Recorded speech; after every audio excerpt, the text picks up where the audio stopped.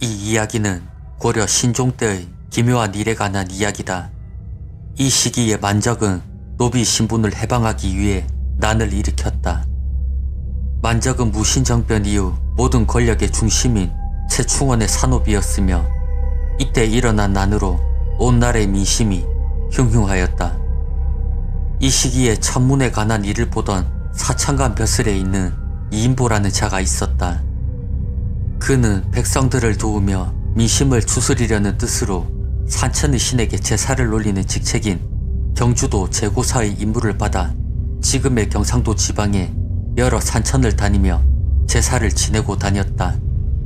사천감 이인보는 평소와 다름없이 어느 산천에서 제를 지내고 돌아가고 있었다. 해가 지는 듯하여 급히 서두르며 산을 내려갔다. 하지만 산에서 어둠이 찾아왔고 그는 근처에 있는 한 절을 찾았다. 그 절은 지금의 영주시에 있는 봉황산 아래의 부석사였다. 마침 해도 저물었기에 이인보는 부석사에서 하루 묵기로 하였다. 그는 절 안으로 들어서서 주변을 살폈다. 그때 이 절에 한 어린 중이 다가왔고 이인보가 말하였다.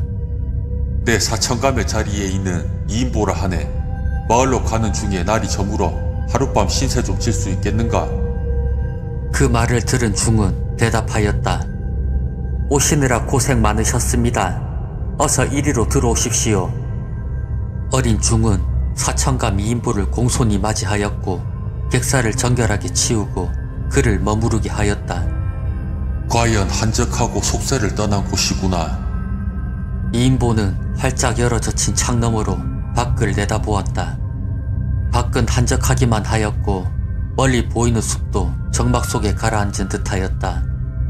흡사 깊은 산속에 우두커니 홀로 앉아있는 듯하였다.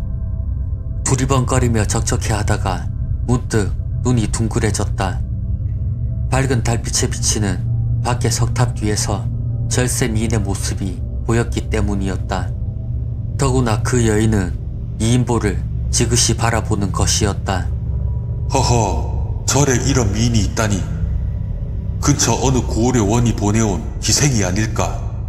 그는 여인에 대하여 호기심이 생겼고 짧은 생각 끝에 한 고을을 관리하는 원이 보낸 기생일 것이라 생각하였다.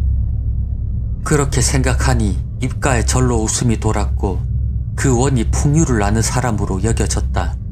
그 여인은 몇 번 이쪽을 바라보더니 천천히 그의 방 쪽으로 걸어왔다. 그러고는 이인보가 있는 방 앞에 이르러 춤추듯 사뿐히 절을 하였다. 이인보는 점잖게 헛기침을 했다. 절을 하고 서 있는 여인을 바라보니 천한 기생 같지는 않았다. 어딘지 고상한 기품이 풍겼고 그런 듯한 자태는 선녀 같기도 하였다. 여인은 이인보의 말을 기다리지도 않고 마루로 올라와 방 안으로 들어와서 다소곳이 앉았다. 이인보는 가까이서 여인을 자세히 바라보았다. 희다못해 푸른 기운이 도는 얼굴이며 깎아놓은 듯 고요한 자태는 이 세상 사람이 아닌 듯한 생각이 들었다. 이 여인의 아름다움은 하늘에서 내려온 선녀가 아니라면 귀신일 것이야. 그는 속으로 생각하였다. 그러나 처음 대하는 절색이라 이인보는 그녀를 쫓아낼 수 없었다. 기이한 생각을 금할 수 없어 그는 여인을 방 안에 남겨둔 채 방을 나와 절을 두루 살피며 걷고 있었다. 아무 곳에도 괴이한 것은 없었고 목탁 소리만 은은하게 들리는 것이었다. 그때 이인보의 눈에 오래된 묘한 기운의 우물이 하나 보였다. 그는 우물 앞으로 가서 살펴보았다.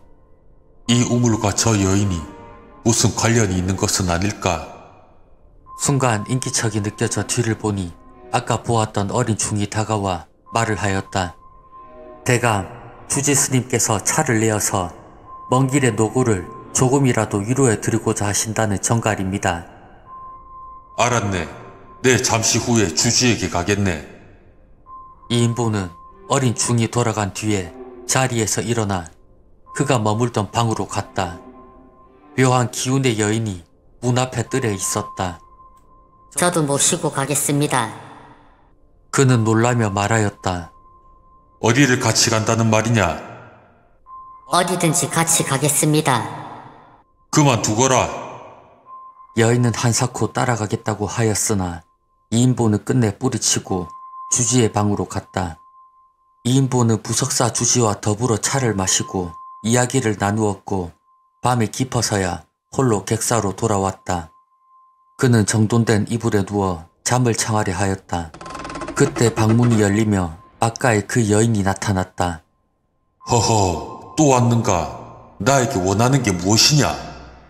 이인보는 아까와는 다른 제법 친밀한 음성으로 농삼아 물었다. 대감, 저를 의심하지 마옵소서. 소첩의 집은 여기서 멀지 않은 곳에 있습니다. 그럼 어째서 여기에 온 것이냐? 대감의 높으신 뜻을 사모하여서 왔을 따름입니다. 허허, 진정 그런 것이냐? 그 말에 기분이 좋아진 이인보는 미소를 띠며 여인을 바라보았다. 이 세상의 여인이 아님을 느꼈지만 절색에 이끌려 차마 거부할 수 없었다. 정 그렇다면 이리 가까이 오너라. 여인은 수줍은 듯 이인보의 옆으로 다가갔다. 이인보는 덥석 여인의 손목을 쥐었다. 여인은 뿌리치지 않았고 이인보는 여인의 가는 허리를 휘어 감았다. 이인보는 뜻하지 않게 절색을 대할 수 있어 희색이 만면하였고 부석사에서는 하루 묵고 떠날 예정이었으나 여인에게 끌려 사흘 동안 머물며 그 여인과 정을 통하였다. 그렇게 며칠을 보내고 정신을 차린 이인보가 말을 하였다. 이제 나는 떠나겠다. 남은 정이 연연하지만 더 머물 수도 없어 그만 떠나니 그리 알거라. 이인보는 여인과 작별을 하고 떠났다. 부석사를 떠나 부지런히 길을 재촉한 그는 이날 저녁 우정이라는 곳에서 하루를 묵게 되었다. 자리를 깔고 누우려는 순간 방문이 저절로 열리더니 부석사에서의 그 여인이 들어섰다. 이인보는 생각지도 못한 상황에 놀라 눈이 둥그레졌고 여인은 입가에 웃음을 띠기까지 하였다. 그대와 나는 오늘 아침 이미 헤어졌거늘 어찌 또 나타났는가? 나리와의 정이 깊어 다시 찾아왔습니다. 내 이미 처가 있는 몸이라 하지 않았느냐? 너와는 이루어질 수 없으니 그렇게 알거라. 이인보의 말을 들은 여인은 미묘한 웃음을 띠며 말했다. 저희 뱃속에 나리의 아이가 하나 있습니다. 그리고 다시 또 하나를 더 드리고자 왔을 따름입니다. 허허, 똥이 지나치구나. 이인보는 여인이 하는 말이 기괴하고 사리에 맞지 않았으나 여색에 눈이 멀어 피식 웃을 따름이었다. 연연하게 헤어지기 싫어 뒤를 따라온 핑계라 여겼기 때문이었다. 여인은 서슴지 않고 이인보의 품으로 안겼고 그날도 역시 남녀의 정을 나누었다. 아침이 되어 눈을 뜨니 곁에는 그 여인이 있었다. 다시 길을 떠날 채비를 하고 여인에게 말했다. 자, 나는 갈 길이 바쁘니 이제 돌아가거라. 너는 집이 부석사 근처라고 하였는데 이렇게 멀리까지 오면 되겠는가? 나리의 말씀이 그러하시니 돌아가겠습니다. 저희는 또다시 만나게 될 것입니다. 여인은 소름 끼치는 미소를 지으며 사라졌다. 이인보는 이날도 부지런히 우정을 떠나 저녁에는 홍주라는 곳에서 묵게 되었다. 먼 길로 인해 일찍이 잠자리에 들었다. 잠이 들려는 순간 어제와 같이 문이 저절로 열렸다. 그리고 그 여인이 방 안으로 들어왔다. 허허, 이 무슨 짓이냐? 사천감 이인보는 놀란 마음과 두려운 마음이 들었다. 매일 밤 나타나니 일일이 상대하다가는 장차 후환이 있을지도 모른다는 생각에 두려워졌다. 지금이라도 확실하게 정을 끊는 게 상책이라고 여겨 노한 표정으로 말없이 여인을 바라보았다. 그리고 노한 목소리로 소리쳤다. 네, 분명히 말하지 않았느냐? 너와는 이어질 인연이 아니라고 말이다. 다시 한번 내 앞에 나타난다면 그때는 가만두지 않을 것이다. 여인은 한동안 멍하니 이인보를 바라보더니 녹이 가득한 표정으로 소리쳤다. 좋사옵니다. 소녀를 이렇게 차갑게 대하시니 이제 다시는 나타나지 않겠습니다. 말을 마치자 여인은 문을 박차고 밖으로 나갔다. 여인이 문을 나서자 갑자기 세찬 바람이 불었다. 그 강한 바람으로 문이 부서지고 천장이 흔들렸다. 이인보는 처음 보는 믿지 못할 광경에 두려워졌고 자리에서 엎드리고 바람이 지나가길 기다렸다. 바람이 가라앉은 뒤에 밖을 나가보니 이인보가 묵고 있는 곳에 살인문이 떨어져 나갔고 뜰에 서있던 나무 가지가 부러져 있었다. 그것은 마치 예리한 도끼로 자른 듯하였다. 그것이 귀신이었구나. 내가 여색의 눈이 멀어 하늘이 노한 듯하다. 저기 잘린 것이 나무가 아니라 내 목이었을 수도 있었구나. 이인보는 간담이 서늘해졌다. 그날 이후 세상의 즐거움이 현혹되지 않고 나라와 백성을 위해 전국을 다니며 산천의 신에게 제를 올렸다고 한다.